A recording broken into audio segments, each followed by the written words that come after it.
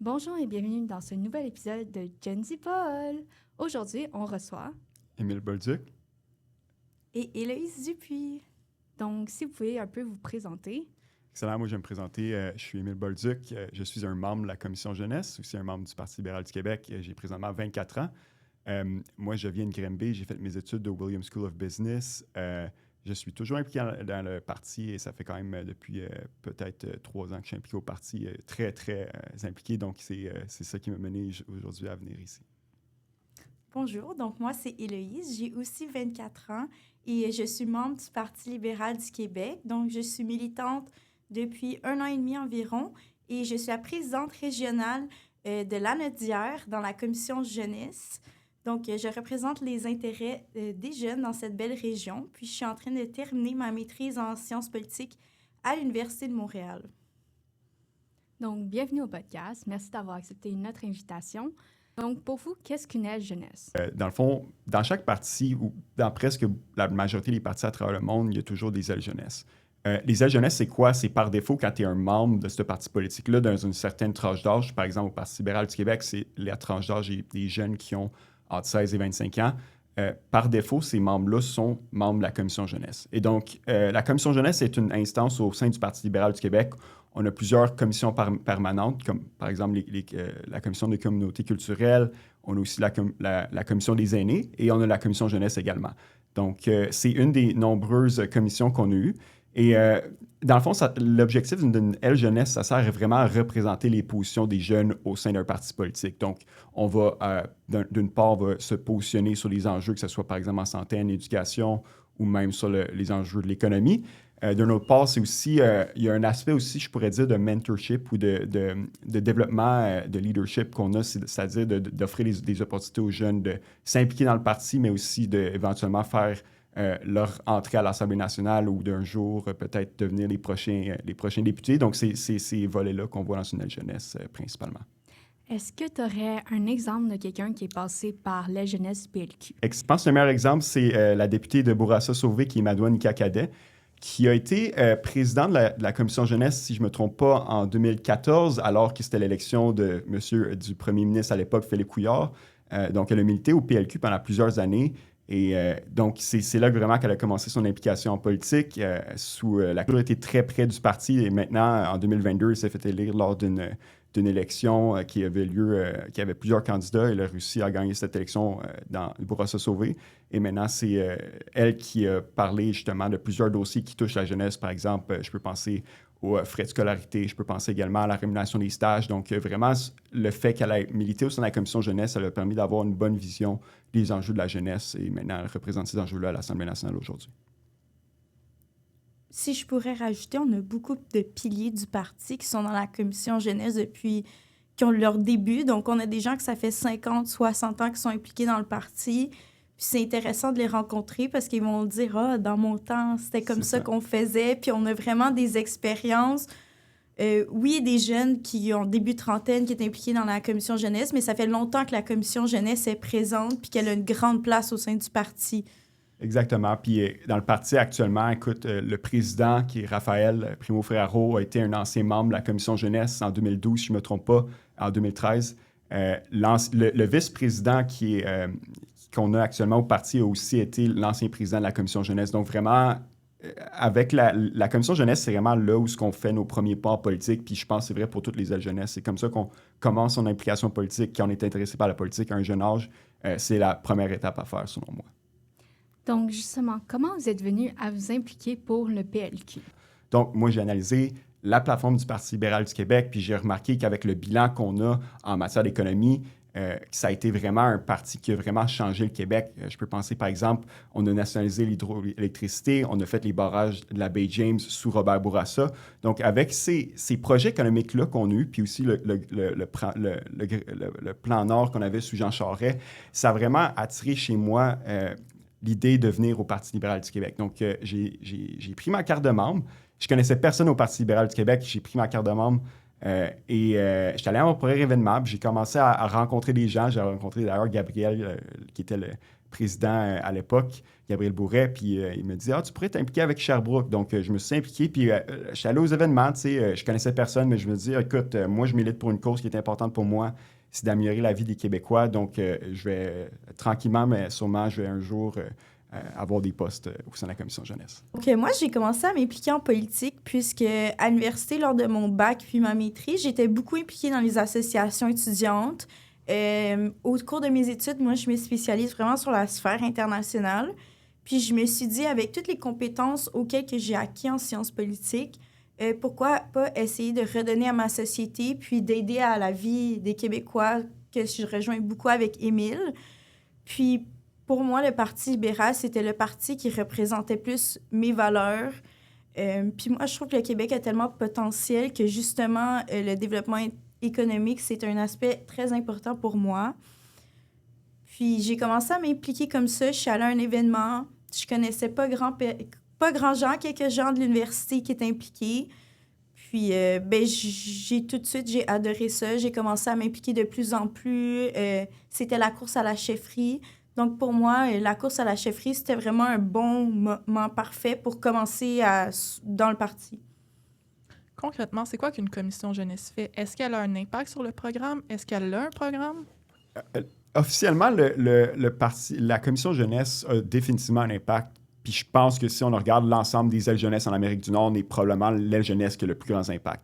Parce que nous, dans la commission jeunesse, ça a été fondé en 1971, puis c'était la promesse de Robert Bourassa à l'époque qui disait que la commission jeunesse allait occuper le tiers des votes. Donc, il n'y a aucune autre formation politique qui offre ça à son aile jeunesse n'importe où en Amérique du Nord. Donc, on a vraiment, vraiment un gros poids si on compare aux autres ailes jeunesse. Donc, définitivement, la commission jeunesse est vraiment un grand poids pour influencer les politiques qu'on va prendre à l'interne au parti. Officiellement, la commission jeunesse, au cours des années, depuis les 50 dernières années, on a pris des positions, on a pris des résolutions. Donc, nous, sur notre site Internet, on a un cahier de résolution. Donc, oui, on a une plateforme, mais ce n'est pas une plateforme politique comme les autres partis. Nous, c'est plus en fonction des résolutions qu'on prend. Donc, oui, on a accès à un large...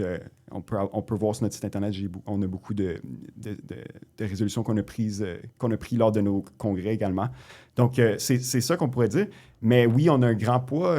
Écoutez, vu qu'on a le tiers des votes, ça veut dire que lorsqu'on a des congrès des membres, on peut voter sur des résolutions, puis le vote des jeunes correspond au tiers. Je peux, par exemple, donner un exemple à la course à la chefferie qu'on a eu en 2025.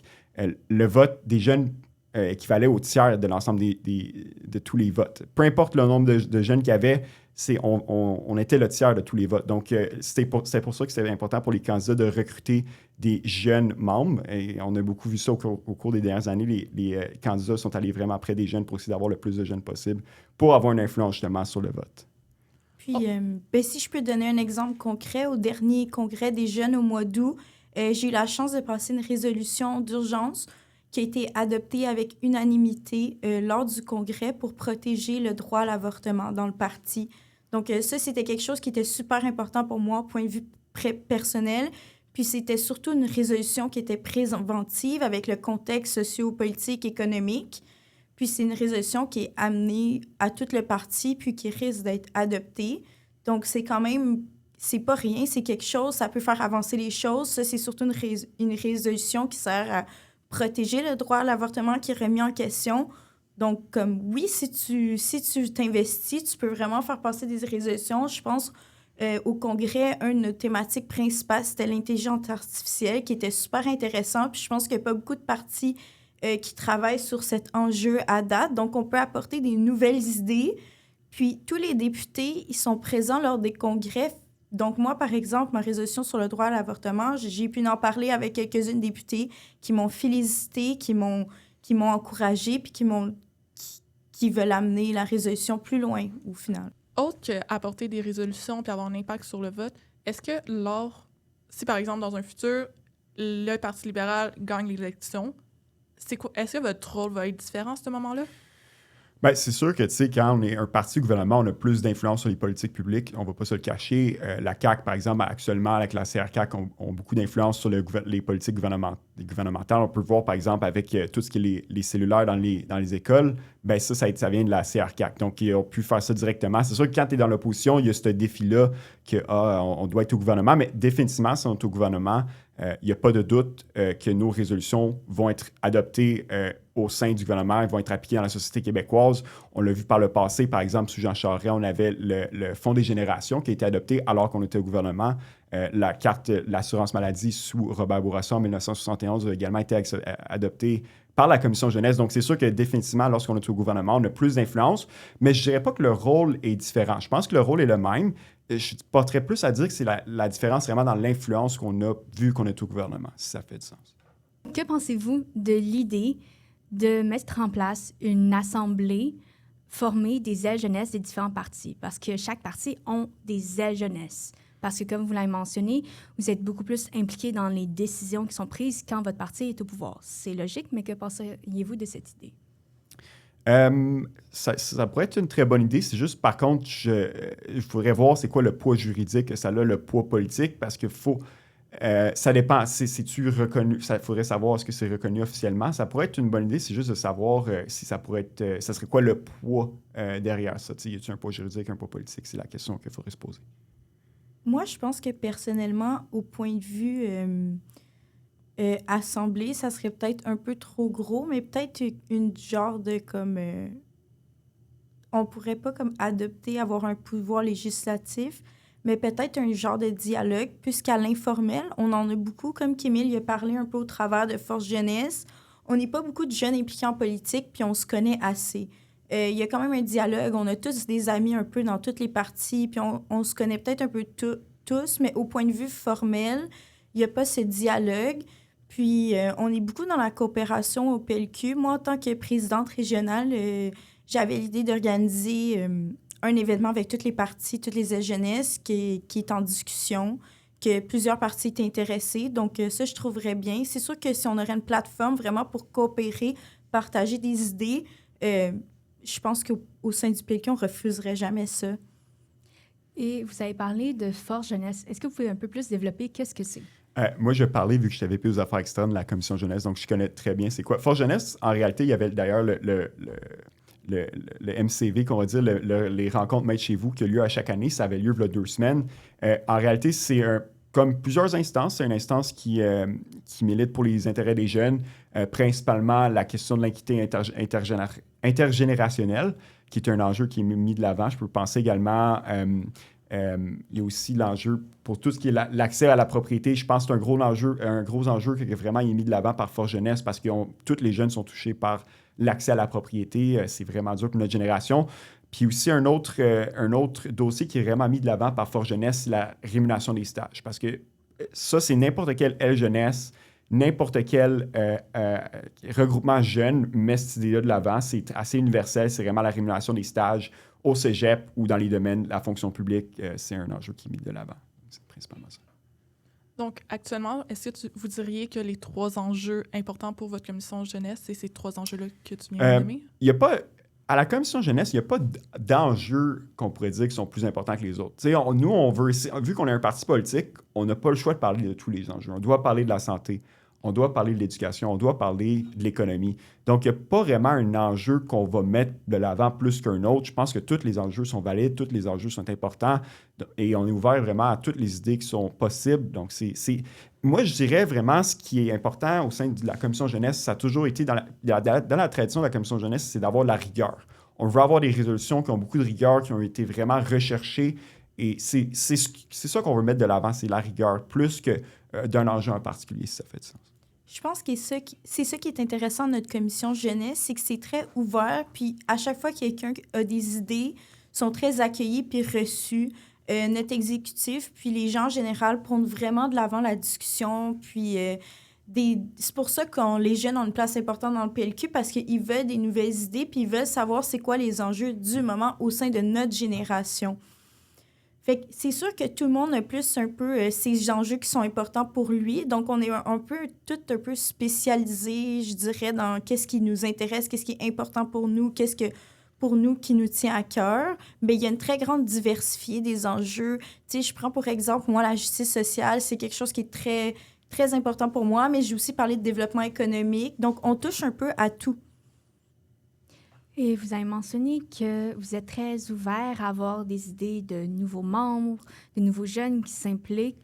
Mais À quel point est-ce que vous pensez que les ailes jeunesse sont ouverts à tous?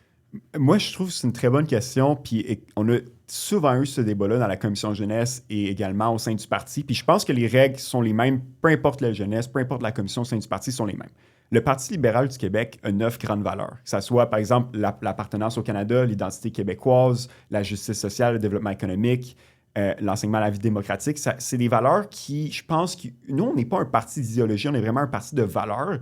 Et je pense que n'importe qui adhère à ces 9 valeurs-là peut être un membre de la commission jeunesse. Donc, si, par exemple, quelqu'un ne se sent pas dans l'appartenance canadienne, désolé, vous n'êtes pas la bienvenue au sein de la commission jeunesse. Là, c'est la meilleure chose que je peux vous dire, mais je pense que peu importe que vous soyez centre-droit, centre-gauche ou centre, tant que vous adhérez à ces valeurs-là, je pense qu'on est capable d'avoir de la discussion, d'avoir des super de belles idées, même d'innover puis de proposer des idées qui sont vraiment révolutionnaires au sein du Parti libéral du Québec. Donc, qu'est-ce que ça a fait de changer de la CAQ au PLQ? Est-ce que ça a été facile, difficile? Oui et non. J'étais membre de la CAQ, mais je n'ai pas été très, très, très, très impliqué avec la CAQ. J'ai été très impliqué avec le Parti libéral du Québec, mais j'ai été à quelques événements au sein de la CAQ. Ça n'a pas été difficile et je dirais que on a la chance au Québec quand même d'avoir un certain consensus au sein des partis politiques. Je pense que les questions, pour ce qui est des questions socio-économiques, le Parti québécois, la CAQ et le Parti libéral sont assez similaires sur les questions socio-économiques. Donc, pour moi, ça n'a pas été un défi. Je dirais plus c'est sur les questions d'identité qu'il y a certaines différences. Mais pour moi, le Parti libéral du Québec me rejoignait parce que moi, comme je l'ai dit, l'enjeu qui est vraiment important pour moi, c'est tout ce qui est les questions économiques, la gestion bonne gestion des finances aussi, c'est important pour moi. Donc, pour moi, ça n'a pas été très difficile, mais ça peut être difficile pour d'autres personnes dans ce sens-là. Puis, moi, en tant que personne qui est assez récente dans la commission jeunesse, j'ai trouvé ça très bien parce que vite, les gens étaient super accueillants. Rapidement, j'ai pris un poste de présidente régionale. Donc, je pense que si tu es là pour les bonnes raisons, les gens voient que tu as du potentiel, que tu as des idées. C'est quand même très accessible à tous. Comme on a vraiment besoin de jeunes impliqués en politique, puis pas juste dans le PLQ, dans toutes les parties. Donc, on accepte tout le monde au PLQ. C'est exact. Ton poste de directrice générale, ça consiste à quoi? Oui, donc c'est présidente régionale. Donc, je représente l'intérêt des jeunes dans la région de la Naudière. Donc, j'organise des événements. Je participe au porte-à-porte quand il y a des élections. J'essaie de rencontrer des jeunes dans ma région le plus possible pour savoir c'est quoi les enjeux qui les touchent. Puis après ça, on rencontre des gens du parti. Par exemple, il y a eu des élections partielles à Terrebonne. Donc, j'ai été beaucoup impliquée dans les élections. J'ai rencontré la candidate. J'étais censée faire une tournée avec Pablo avec la Chambre de commerce de Terrebonne qui a été annulée suite au tarif de Trump. Mais dans le sens, ça te donne quand même des belles opportunités, vraiment. Puis moi, ça me touche à cœur parce que je représente l'intérêt des jeunes dans une région qui est pour moi, qui est chez moi, là, au final. Si nos auditeurs sont intéressés à s'impliquer dans votre commission jeunesse, on va mettre les informations en description. Oui, parfait. C'est très simple. Vous remplissez un formulaire. Ça coûte 5 $ une carte de membre pour 1 an. Puis vous faites partie de la commission jeunesse. Si on continue, tu viens de mentionner que parmi les 9 valeurs, il y a l'appartenance au Canada. Exactement. Avec Anne, on a un autre podcast qui s'appelle les Aéries contre-attaque où on analyse la culture. Est-ce que tu crois qu'il y a un film ou un produit culturel qui représente bien, selon les valeurs du Parti libéral, le Canada ou le Québec et où? Je vais dire Bon Cop, Bad Cop. Je pense que c'est le meilleur exemple. Le 1 ou le 2? Les deux. Écoutez, moi, je pense que ça tombe bien parce que c'est un film que, oui, d'un côté, tu as l'Ontario puis tu as le Québec, mais à la fin de la journée, on a des enjeux communs. Fait que la meilleure chose à faire pour faire avancer le Québec, c'est coopérer avec les autres provinces, puis je pense que c'est ce qu'on voit justement dans ce film-là. Donc, je pense que c'est vraiment un film qui représente bien le Québec, le Canada également. Puis aussi, je dirais que dans le deuxième, la scène où Patrick Huard il est aux États-Unis, puis les Américains ne savent pas que le Canada est francophone. Mais moi, je l'ai vécu, puis oui, c'est vrai qu'il y a beaucoup de gens dans le monde qui ne savent pas que le Canada est francophone et que le Québec est une province francophone. Donc, je pense que ça représente vraiment bien c'est quoi le Québec et le Canada à l'international. Oui, puis moi, j'ai de l'expérience à l'étranger. J'ai fait un séjour en Asie du Sud-Est dans le cadre de ma maîtrise. Puis justement, j'ai représenté l'intérêt des Québécois, une minorité au sein du parlementaire.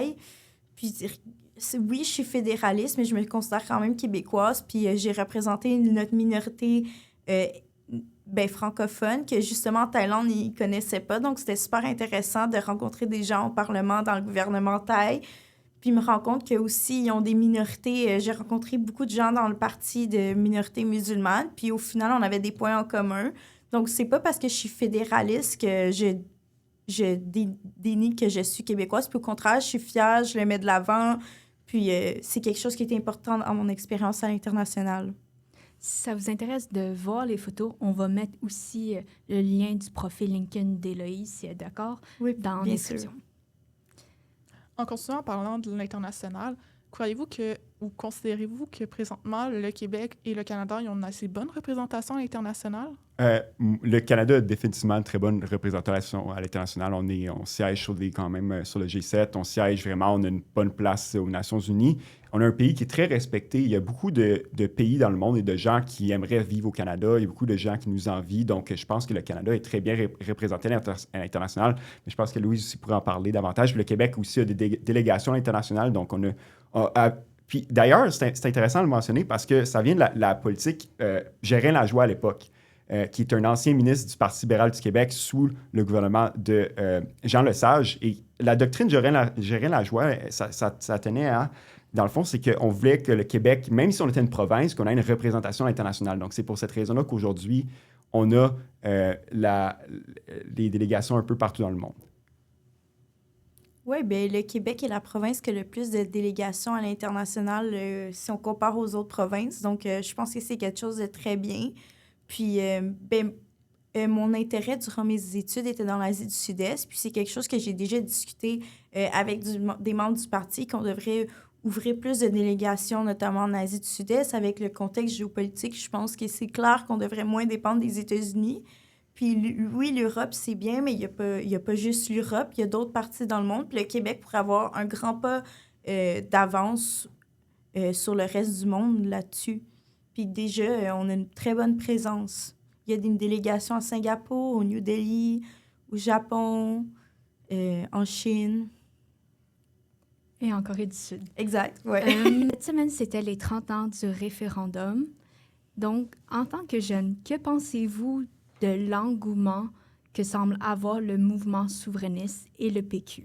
Moi, je suis content qu'on parle de cette question-là parce que je veux démystifier certains faits. Première des choses, il n'y a pas... Moi, l'engouement... Il y a pas moi, je ne sens pas qu'il y a un engouement pour le Parti Québec. Bien, je pense pas qu'il y a un engouement pour la souveraineté. Je pense que, fondamentalement, les jeunes sont toujours restés depuis très longtemps dans le camp du non. Je pense que c'est important, il ne faut pas regarder les sondages au jour le jour, mais il faut regarder la tendance. La tendance, c'est quoi? C'est que les jeunes ne veulent pas sortir du Canada. Les jeunes sont attachés au Canada. Donc, et moi, je ne pense pas que ce que le Parti québécois met de l'avant avec ce qui est de la souveraineté, ça représente les intérêts des jeunes. Les jeunes ont des enjeux beaucoup plus importants que la souveraineté. On en a parlé, par exemple, l'accès au logement, c'est très important pour les jeunes. D'avoir accès à un emploi, c'est un enjeu qui est de l'actualité, c'est très important pour les jeunes également. Et l'environnement. Et moi, je ne pense pas que, comme Pablo le dit souvent, la souveraineté, ce n'est pas une baguette magique. Je ne pense pas que du jour au lendemain, tous les problèmes vont être réglés avec la souveraineté. Donc, moi, je pense que c'est faux de dire que les jeunes sont intéressés par la souveraineté. Je pense que les seuls qui sont intéressés par la souveraineté, c'est les souverainistes. Il n'y en a pas beaucoup dans les jeunes. Donc, c'est ça que je serais prêt à dire.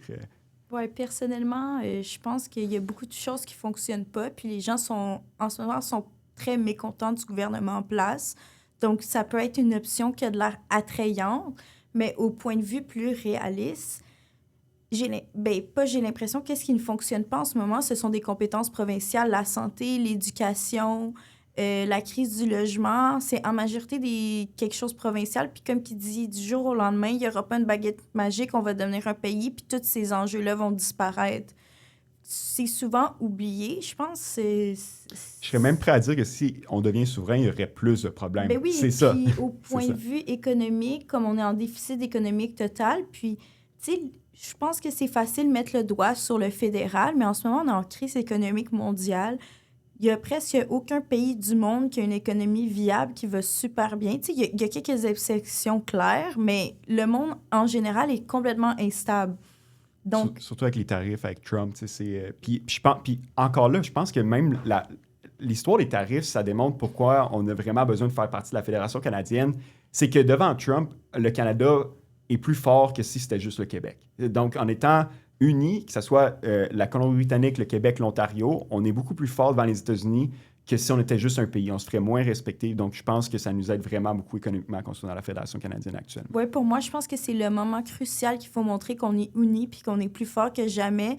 Donc, ramener cette vieille question d'il y a 30 ans, ce rêve-là, en créant une division puis une polarisation de notre société, c'est la dernière chose qu'on a besoin. Puis c'est ça que je trouve plate. C'est vraiment que ce discours-là, au final, ça divise les Québécois en deux camps.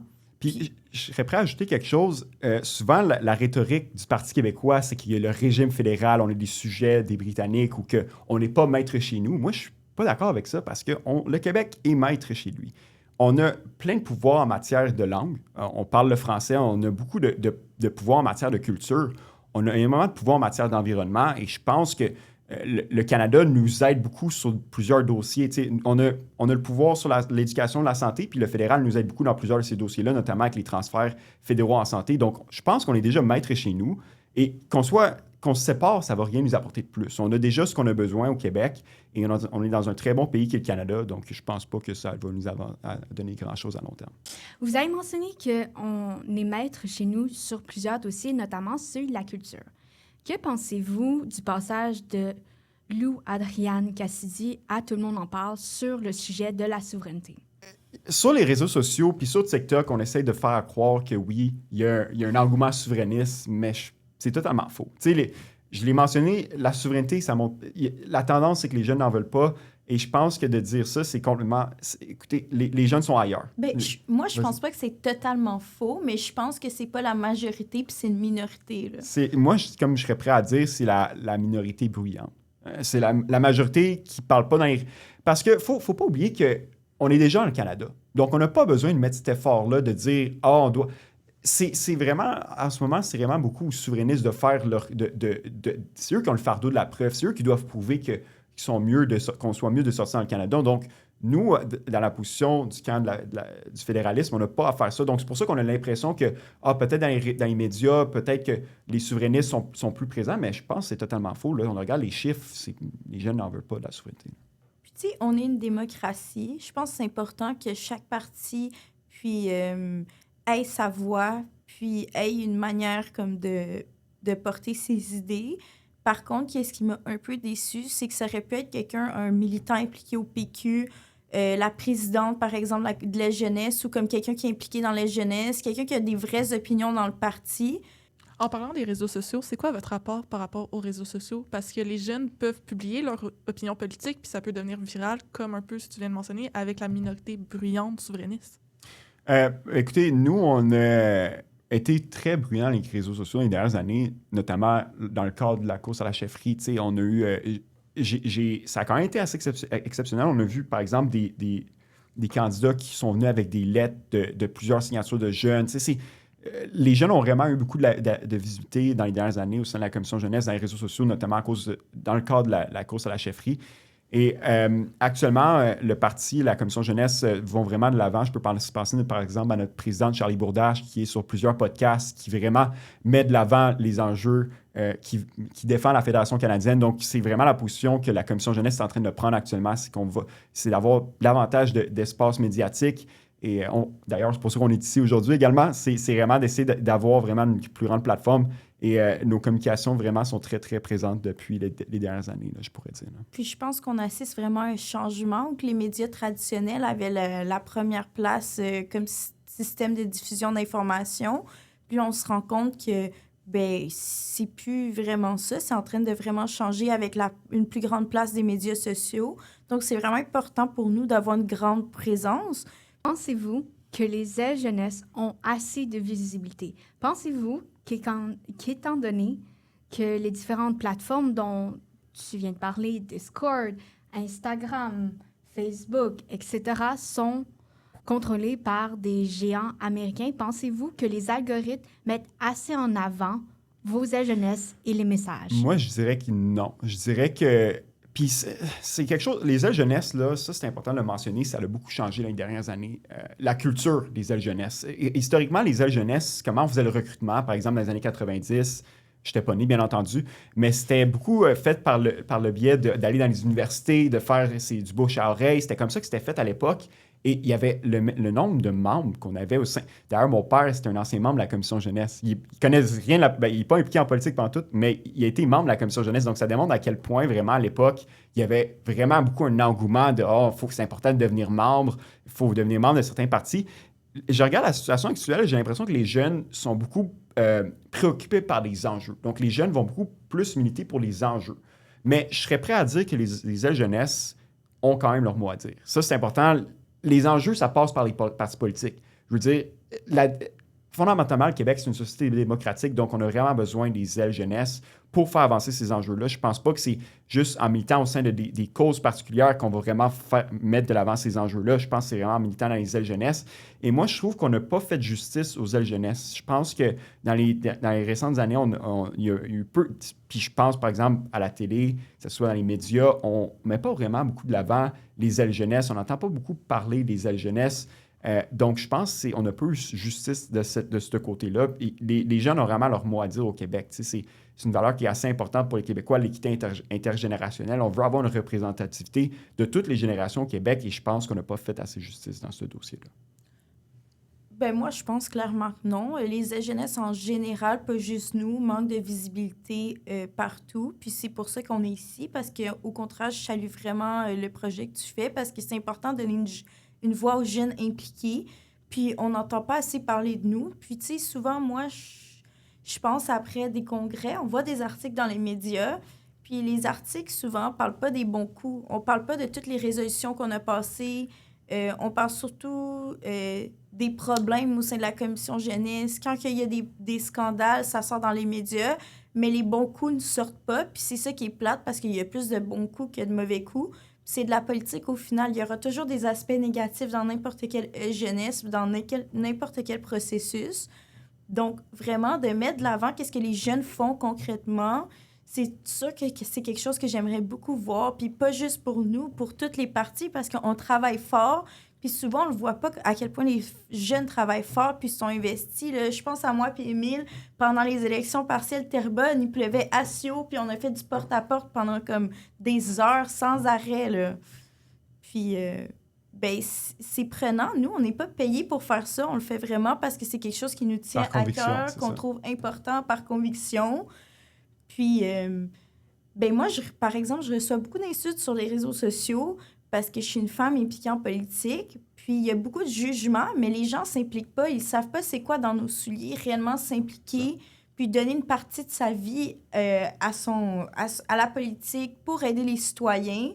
Donc, oui, clairement, on devrait plus mettre de l'avant. Les idées des jeunes sont importantes. Les jeunes font ça pour eux-mêmes, pour vous aider. Puis on dit toujours qu'en politique, les gens ne sont pas bien représentés. Mais quand il y a des gens qui font ça pour les bonnes raisons, comme moi puis Émile, bien, on est critiqué. Mais on a besoin de gens comme nous qui sont investis par conviction pour les bonnes raisons. Puis ça, dans tous les partis, on est une démocratie. Puis je pense que tout le monde devrait être bien représenté. Donc, clairement, ça serait plus important de donner une voix aux jeunes. Surtout que je pense qu'on n'est pas le futur, on est le moment présent en ce moment, puis on est dans un moment éphémère où que le monde est en changement. Donc, notre voix devrait encore plus porter sur les décisions. Finalement, c'est quoi votre bon coup de la semaine?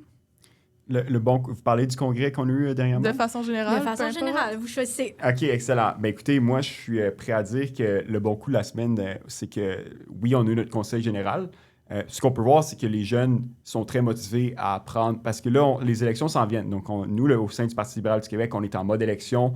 On se prépare pour ce qui s'en vient à 2026. On va être prêt. On a beaucoup mis l'emphase sur les ateliers. Puis moi, c'est quelque chose que depuis des années, je pense qu'on doit mettre de l'avant au sein de la commission jeunesse. Oui, c'est important les résolutions, mais c'est aussi de préparer les bénévoles sur le terrain. À la fin de la journée, en politique, on gagne les élections, il faut sortir le vote, il faut avoir le financement. Puis je pense que c'est quelque chose qu'on a bien fait en fin de semaine. Donc, je dirais le bon coup, c'est qu'on aille préparer les jeunes. Le Parti libéral a fait son conseil général à Trois-Rivières et préparer les jeunes sur la prochaine campagne pour qu'on soit prêt et qu'on remporte ces élections-là et qu'on soit majoritaire. Oui, le PLQ va être présent puis continuera d'être présent sur les réseaux sociaux. C'est une de nos priorités pour nos élections. merci d'être venu à ce 3e épisode de Jen's Paul. On espère vous revoir à d'autres occasions.